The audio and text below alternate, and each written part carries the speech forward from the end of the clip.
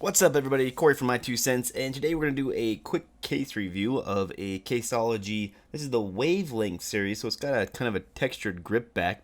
Let's pull this out and see what it comes with. It looks like there's a little note in here. Oh, hey, thank you. Review me, done. Check.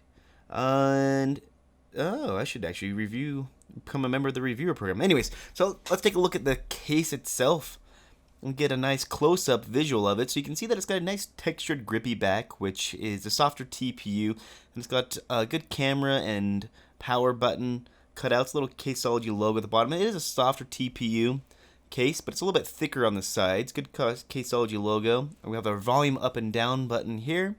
Good solid cutouts for the bottom, it looks like. We'll check those out once we get the phone into it. Nothing on this side. At the top we have headphone mic and IR blaster. And then good texture on the inside to make sure that your phone doesn't get all jacked up or scratched up from all of the stuff on the back. So it's kind of nice. Let's toss our phone in here real quick. Got our LG G5, snap it in place. Nice solid fill to it. Really snug. Oh, let's see if we can't get this little piece out. You can see it's got a kind of a rubber grip around the interior portion of it. And if I had nails, I might be able to do better at this, but the benefit of this is showing you that it's a really solid fit into this case, which is pretty awesome. I don't like it when these TPU cases flop around. You can pull them off a little bit, especially near the power button, volume button area. This case does not have that problem at all. So looking at it, you can see that it looks like we have all the proper cutouts. Good solid cutouts for the camera in the back.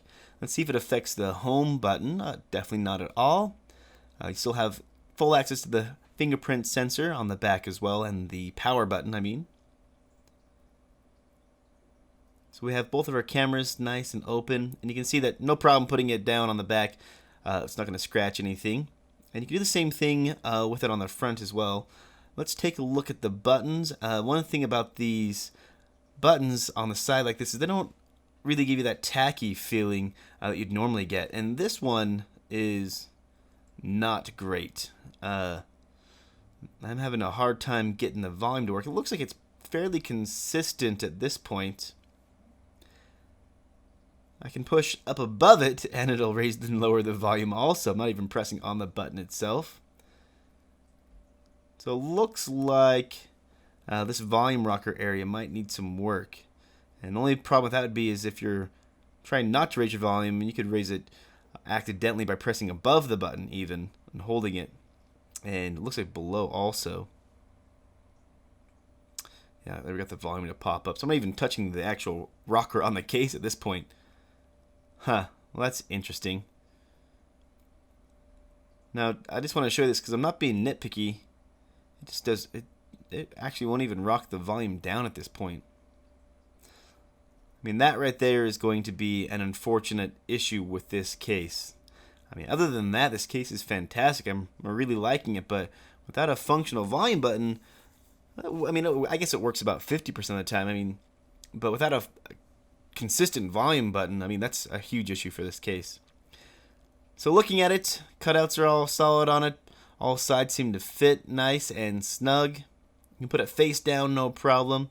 Got the screen protector. Good solid cutouts for the top and bottom of the phone.